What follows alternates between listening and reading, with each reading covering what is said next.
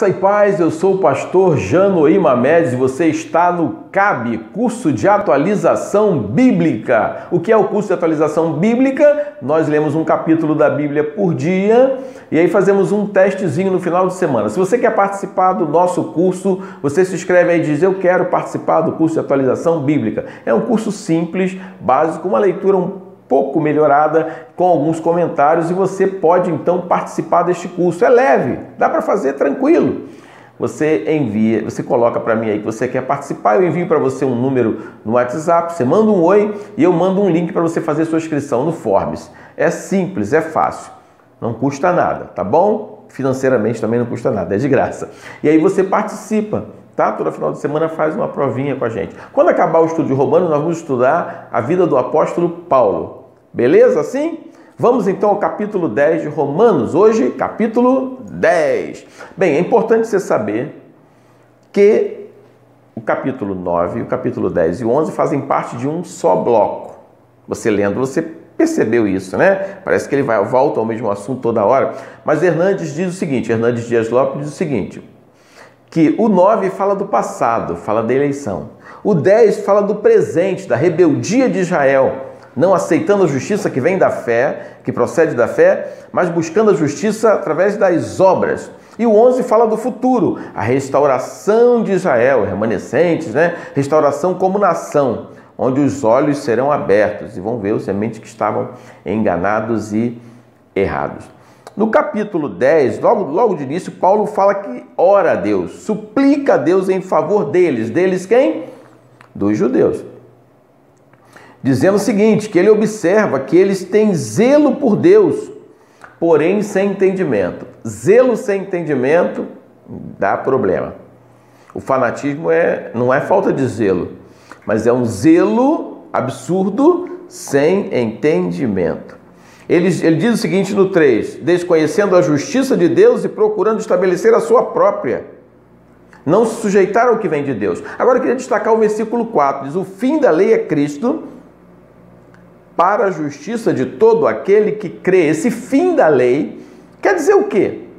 Primeiro, a primeira interpretação é que Jesus é o propósito maior da lei. O fim, que a lei queria chegar a Cristo. A lei serviu de aio, pedagogo, para nos ensinar algo, mas o fim da lei é Cristo, a primeira interpretação. A segunda é que a lei fez tudo o que tinha que fazer. E quando Cristo morreu, a lei encerrou o trabalho dela. Porque você morreu também, você morreu para a lei. Lembra do capítulo 7, onde Paulo fala que uma mulher casada, eu falei que nós somos a mulher, né? A lei é o primeiro marido e Cristo é um novo relacionamento? Então, como não podia, a mulher, enquanto o marido estivesse vivo, a mulher não podia estar ligada a ele, então a mulher morre e ela então separa.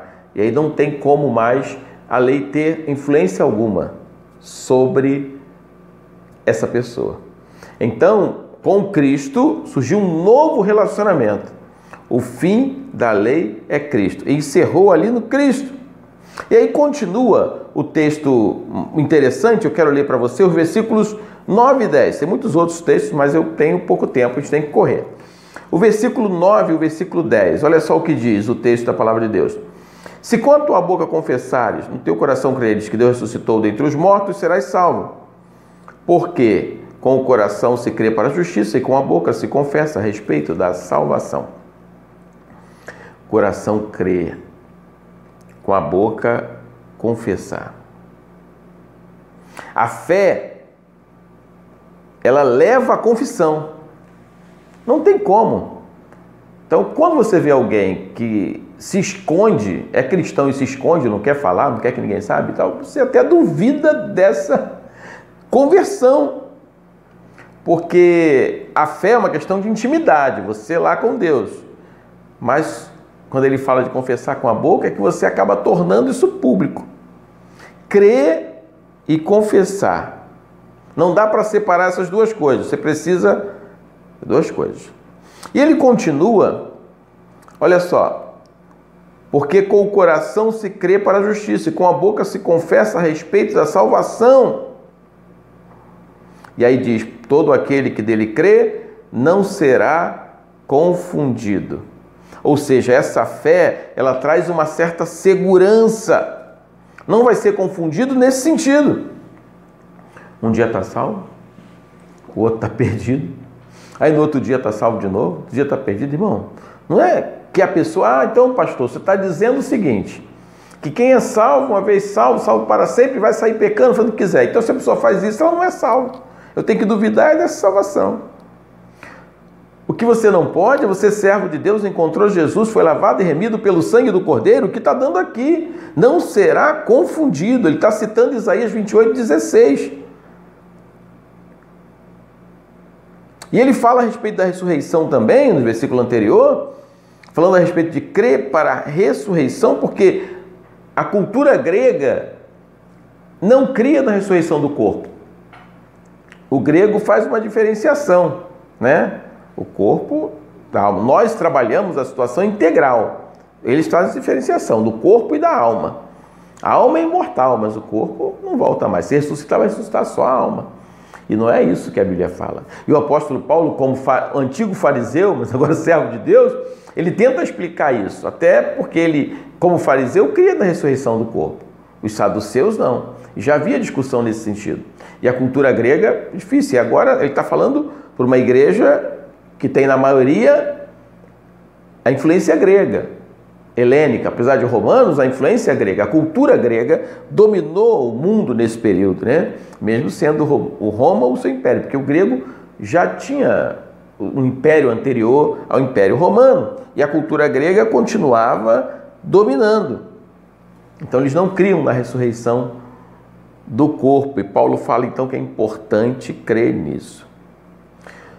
Ainda a respeito da salvação e dessa segurança, a ideia do versículo 11, né? Que você não vai ser confundido. E o 12 continua: pois não há distinção entre judeu e grego, uma vez que o mesmo é o Senhor de todos, rico para com todos os que o invocam. A tendência evangélica hoje é privilegiar os judeus. Porque está na Bíblia, não consegue entender. Irmão, não tem dois povos, é um povo só. É uma igreja só. Não é um privilégio. Aí agora sim, tem uma classe especial de judeus, de cristãos. Os cristãos judeus. Não tem diferenciação. Mas olha só, pastor, são da linha, são da família, vieram, e se for da linhagem até de Jesus, não vamos levar para esse lado. O apóstolo Paulo deixa claro que não existe. Não há distinção, é um só povo, não são 2, 3 povos, 4 povos. Tem a forma diferente de você pregar o evangelho para cada povo, não é isso? Mas a abrangência do evangelho é universal. Judeu não tem privilégio. Vamos ler o 13 e o 15. Vamos lá, assim nos diz a palavra de Deus.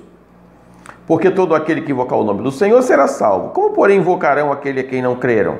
Como crerão naquele que não ouviram? E como ouvirão se não há quem pregue? E como pregarão se não forem enviados? Como está escrito, conformosos os pés dos que anunciam coisas novas. Então ele está falando da importância do evangelizador. Paulo mesmo falando que a convocação é de Deus, ele é a favor de que tem que pregar. Ele mesmo foi um pregador. Você sabe quem são os chamados da sua família? Pregue para todos, fale para todos. Uma outra coisa interessante aqui é o privilégio de ser um portador da palavra de Deus, né? Conformosos são os pés. Ele vai citar. Isaías é tremendo, né? Isaías é tremendo. Mas o texto continua e eu quero o finalzinho aqui, a parte final do 16 até o 21. Israel não pode alegar falta de oportunidade.